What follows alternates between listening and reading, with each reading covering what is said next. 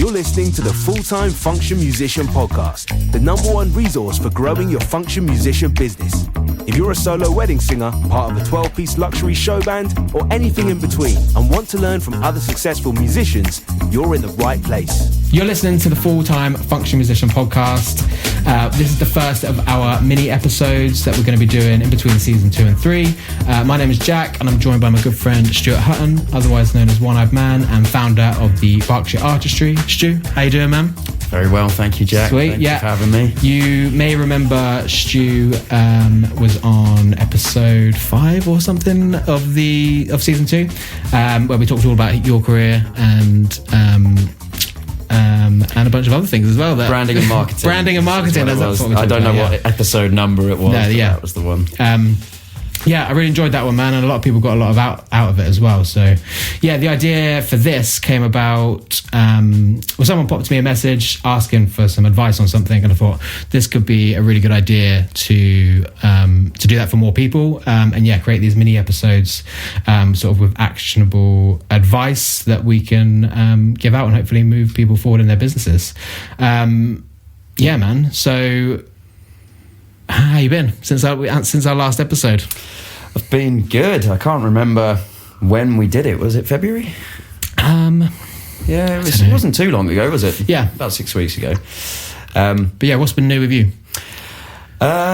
Generally, like I said to you before, I've just kind of been chilling for the last couple of months. It's been my first adjustment for the first year as a self-employed musician. So there was a drop in work for January and February, which initially I was a bit sort of unsettled by, but actually I've adjusted quite nicely to it. And now I'm having to sort of readjust back to working a lot more. Yeah, remind me, when did you go full-time musician? March 2024. March. Okay, so literally a full year now. So how has your first full year gone? Ups and downs? Oh, no. All ups. All ups? It was all ups. It was fantastic. Like taking control of your own time, going out and playing music for a living is the biggest privilege that you can have. Yeah. You just go out and pretty much just make people's day every day and do what you want to do every day, and then just sort of debrief with a free drink afterwards. Yeah, nice. Yeah, I mean, and that was why I thought you would be perfect for this as well. You are a gigging musician. You have recently... It's on me, isn't it? It's there. It's right there. Right, that's pause.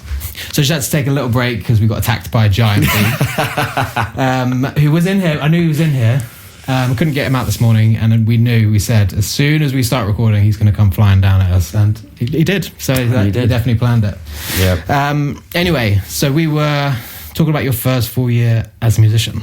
Yes. Well, yeah. All in all, it was a great year. It was nice to take control over my own time. It was initially very scary, but I guess I treated the whole thing like a job. Yeah. And in the same way that I'd been working before, then I just leaned into it. And you kind of adjust from having all this free time, and you just have to decide what you do with your time, and you end up playing music. Yeah. And that's hard though, isn't it? Sometimes being in control of your own time, you've got to be more disciplined, you've got to be more organised. Was that a bit of an adjustment for you? It was. I tell you what, it kind of lapsed over the last couple of months as well. But when I first started, there was some friends of mine in marketing who taught me, they gave me some books to read, and I read them. And I read one book about the guy who trained Michael Jordan. Yeah. And when you read that at sort of 7 o'clock in the morning, and it's just basically just sitting there over and over again, just telling you not to be a bitch, then you kind of get up and start working. Yeah. Have you managed to sort of get a nice schedule going now for yourself? Yeah, I've actually started realigning it recently. I've started, is it block booking or block? Time blocking. Time blocking. Yeah. Just over the last 4 weeks, because I spent How does that work? Because I've not done it, but I kind of get the idea, I guess. But I'm effectively just mapping out what I do, because I do for like a week or day at a time, or a week, and I map it out like a diary as though you would have in like Outlook.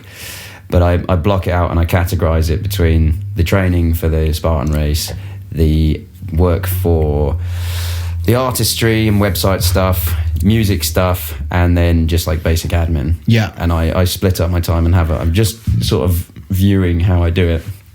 And it's quite insightful, to be fair, to see how much time I spend on different things. Yeah. So, right. So do you pre-plan how much time you're going to have, or do you kind of, I'm going to be doing this in the afternoon and see how long it takes? It's a bit of both. I got a tip that you should just give yourself 3 tasks to get done per in a day. Nice. Yeah. And then I have my regular. So on the Wednesdays, for example, I release the newsletter with the artistry. Yeah. And then that takes up a key bit of time. And then the training is always there to sort of cut everything out. Like it kind of puts a distance between my admin and then whatever I'm doing in the afternoon. Yeah. And it works quite nicely. I just have tasks that I have to do, and I can prioritize them. When you write everything down, it's a lot easier, isn't it? Yeah. I mean, I definitely do to-do lists, and I'm like, okay, this is all the things I need to get done this week, and then try and just sort of manage it daily. But that goes out the window sometimes. It does. As soon as it starts being sunny outside. Yeah. Well, that's it. It's like, cool, let's go to the pub then. I'm not going to do anything. Exactly, yeah. Which is exactly what I did yesterday. I also did exactly that yesterday. But yeah, let's dive into our first question. So this question was kind of what sparked everything off here. I received this on Instagram, just someone asking for some advice, and I thought this could be really interesting, a mini-series to give people some different advice and things on specific problems that they're having in their businesses. And this first question came from Matt Groucott, and I'm Groucott. Yeah, that's right. Sorry if I absolutely just butchered your name there. But he said, I'm a newly graduated pop music student bassist pop music student who's played in bands for the past 6 years during full-time music education, and I'm looking to diversify my income and getting some gigs as a function musician and maybe some sessions as well. I've seen that during multiple episodes of the show, you really stress the importance of having strong social media presence. What can I do to further my chances and potentially get my first gig? So that, to me, that sounds like he is been playing in bands, but maybe original bands and stuff like that, and he wants to start actually making some money, which the easiest way as a musician, I feel like, is doing function work and maybe some session work as well. So, I mean, first of all, I would suggest downloading my 7 essential marketing strategies for function musicians, because that just really outlines all the different areas that you can start pulling gigs from, and that includes networking, social media, websites, all that kind of stuff. But I think from his question, he specifically asked, what can I do with social media? So the first thing I would say is that you need to be consistent with social media. If you're gonna do it, you have to pick that and do it properly. So that's creating a weekly schedule, and you could use ChatGPT or something like that to create like a weekly or even monthly posting schedule. And then types of content, I would say, he's a bassist, I would do bass covers. Make a nice little corner in your house. You can do it on your phone, and then just do bass covers. Maybe some behind the scenes content from gigs and stuff like that, whether they're original or function work. And maybe even start reaching out to bands as well, like just DMing bands saying, I'm available for some gigs as a dep if you ever need anyone, and just start making connections that way. Yeah, I mean, is he talking explicitly about social media, or is he talking about just in general? I think social media, but I would say that general advice anyway, because like there are loads of different ways to get gigs, and it's a little bit of everything that helps. Like just relying on social media is not a good idea by itself, but using that as part of like a bigger picture thing is definitely what I would do. Yeah, it's definitely an element that you have to use as a musician in most creative fields, to be fair, even what you do. But what you said about the marketing principles, like, you should definitely take some advice from Jack and start with networking and social media and websites, etc. All of them tie in and they interlink, and you can kind of think of them as several different streams, and they all become a river eventually, which is what I've actually come round to now. I was actually speaking to a friend of mine last night about the merits of having a website. They're really, really helpful. So we'll get on to that. my advice would be to him is the first thing he should start with is networking. As soon as he starts meeting people in public music nights, like open mic nights and jam nights, there's where you're going to meet people who are already doing what he wants to do, and he gets to meet those people. Those people, firstly, they have great advice, and secondly, they have great connections themselves. And just by putting yourself out there, when you meet them in person, it's a lot closer connection, and they can also see him playing bass. Yeah. So it's kind of different from what I do, because I'm a solo musician, right? So I can go out on the street and busk, and if I go busking on the street, that's what's always led me to gigs, because it's a sale. You're putting your product on show in the middle of the street, and you've got thousands of people walking past you, and somebody's going to decide whether they like it or not. Some people will, some people won't. With being a bassist, he can do the same thing just in a niche environment by going to these to jam nights and playing there, because as soon as you get a name for yourself, I mean, I don't know if you've ever tried to put a band together yourself, but you know loads of bands, and you find that to get a decent person with a decent sound and a decent like a similar music taste, they're going to sound like they're actually more difficult to find than you think, until you start putting yourself out there, and then suddenly the people who are looking find them immediately, and the people who are still sitting in their bedroom. As a musician, like a bass player, a drummer, or something like that, keys player or whatever, if you're not selling kind of like yourself as the show, then you've really got to rely on bands and other people that are going to be using you. So like, for example, in recent episode 14 with Josh and Serge, Serge is selling himself. He's the singer. He's got to market himself as the product, essentially. Whereas Josh, he's relying on people like Serge to bring him along to the gig, as their, like, the keys player that they always want to use for their gigs, because you could be swapped out with various different people, but they always want to pick him because they know he's the best. So it's a different way of having to market yourself. Well, there's basic things as well. Just the fact of being reliable, and being punctual, and being on time, and that you learn the songs.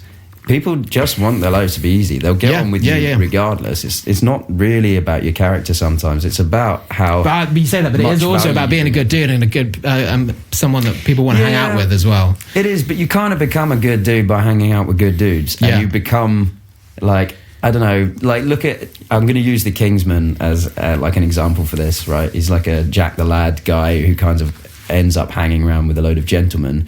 They want him because he works hard and he's innovative, not because he's got a posh accent and wears a suit. So what I mean is, for a bassist, if you're reliable and punctual and you go in and you know that you can fill in for these bands, if you've got like a cool dude who doesn't show up, he's useless. So if you're not so cool, you'll become cool just by hanging out with cool people. That's how it works. And just focus, work hard, and show your value rather than talking about your value. That's what I'd say. If you go up to someone and say, I'm a really good bassist, they're going to be like, oh, yeah, whatever. But if you go up and start shredding and then there's like smoke coming off your fingers, then... And like, how do you do that on social media as well? I think I just want to go back to the episode that we did and about branding and things like that with your social media. Like having consistency on your social media is also a good way to appear more professional, and types of content that you could do, like showing your value in the content that you're putting out as well, like showing that you're a good bassist and I don't know how you'd show that you're a good on-time person through content, but... No, not necessarily through content. Again, I was discussing this last night. The best thing, like, I'm going to default to Instagram for this, because I think it's effectively an online portfolio. So you've got your reels, posts, and your stories. Stories are great for immediate advertising. That's what I do to advertise my gigs each week. I put them on my stories. When people visit your page, think about it how you would when you visit someone's page. The first thing you want to see is what they look like. So Instagram is about aesthetics mostly. So if you've got some nice HD pictures, pin them up at the top. And then when it comes to your performance, you can put some consistent reels in amongst it at the start, and then some of them, if they don't look so good, you can take them off the profile grid and they still sit in the reel side. Yeah, this is a little bit more, I guess, like in depth. Yeah, than this needs to be. Yeah. Effectively, you want someone to be able to make a decision as soon as they get to your page. So when you go to a gig, dress well, don't look like shit. Yeah. And then when it comes to showcasing your performance, for me as a solo musician, I use your show reels, and cut them up and put them up because they look great and they sound great. It's quite hard to have like an individual show reel as a bass player though, isn't it? Like you kind of would need to get something that's in a band or... I mean, as a marketeer, the way that I would address it if I was a bassist, like... As a bassist, I'm not sure how easy it is to stand out amongst other bassists unless you're doing like some real kind of amazing stuff. But you can offer to manage the band page. Yeah. That's a great idea. Like, bring your skills in. The other guys. Or even like doing sound and stuff like that at gigs, and have that's a really great way of bringing more value to you as a musician. If you become the organised one, the person that books gigs, anything like that. Well, you run the game then. You're the one who has all the connections. You're the one who tells people the times. You know everything. You're not waiting on information from other people. And the more that you deliver to the band, the more they like you, and the more your band has a chance of success. If you're, in my opinion, if you're in control of it and you're like diligent with it, then you can make the band what the band is. And like a singer will stand out if they're sexy and they're a good front man and they're a good singer. Yeah. A guitarist, same thing, look sexy, play well. A bassist is more difficult to kind of look sexy and stand out. But if you add yourself to being like the business guy, like there was a guy that I met from a band called Bone Idol, and Dan, he's a good bloke, and he was running everything from the back end. As far as he told me. So he knew when all the gigs were, he knew what time to rock up, and made sure that everybody was in the know. And that's what you can add to the band and be some value. And then when it comes to posting and things like that, then first of all, you get to choose what the band looks like on there. So you can make sure that there is a picture of the bassist, even though, you know, if it was just a singer running the page, then maybe there would just be pictures of the singer everywhere. Yeah. I think when it comes to marketing yourself through social media, just give you a second to just slowly die there. Yeah. I can feel it coming. Yeah, no, that was good. A good way to get me stop waffling then. Just if I was a bassist, I would run the social media page. Yeah. And just make it look sexy, make everyone look sexy. Yeah. What about session work? Because I think that was a part of his question as well. I suppose it all comes down to the same thing, right? But have you done much session work? No, I've done commissions in terms of singing, and to be fair, I'm quite surprised at that. So I'm not... I never did any grades or anything in music. I trained privately for drums for 11 years, and then I taught myself guitar and taught myself to sing. And... the act that I do is I'm an originals artist. I'm quite good at marketing myself as such, and then I do cover shows. And cover shows, you can kind of get away with an acoustic guitar and singing. You can transpose it to your level, and you can do your own versions of songs. When it comes to session playing, I think that's a lot different because you have to be able to sit in. If you're a singer, I guess maybe that would be the easiest thing for me to settle into next to drums, but I'm a bit out of practice. But if you're qualified, like a lot of these guys come, like yourself, out of ACM or similar. Yeah, I don't know if people come qualified out of ACM or not. From all the conversations I've had with people on the podcast that have been there, I haven't met one person that seemed to enjoy it, but yeah. Well, I mean, at least they're beginning their network. Yeah, well, yeah, that's the best thing for it there is networking for sure. Yeah, so they've started their network, and then if you're a good bassist and you can learn songs, again, the networking thing. Yeah. And then I guess that you must have some sort of like professional portfolio or something like that. Yeah, I would say it kind of would Like be as a part of a band, though, wouldn't it? I would say, but of who you'd played for and how you played. Yeah. There's a guy that I follow on Instagram. Can't tell you his name, but he is the drummer for Dermot Kennedy. Right. He's an Irish guy, and he seems to get picked up for loads of bands around and can just drop into all these bands. Yeah. And I think it becomes a reputation thing. Yeah. You need to be able to learn and play music independently and then go to one rehearsal, I think, and then be able to play with those guys. But yeah. I think there's a lot of much more professional musicians than I who are able to do that. I tend to, if I play in a band, I'll bring rehearsals together and then we'll make our own arrangements and play them. Yeah. But that's usually because people have booked me for me. Yeah. And it's slightly different with a bassist or a drummer, I guess. Yeah. I mean, so just to sum up, I would say networking has got to be your best option to start with. Make your social media professional, and try and bring some more value than just playing bass. I think that was the great advice there. And you could do that in so many different ways.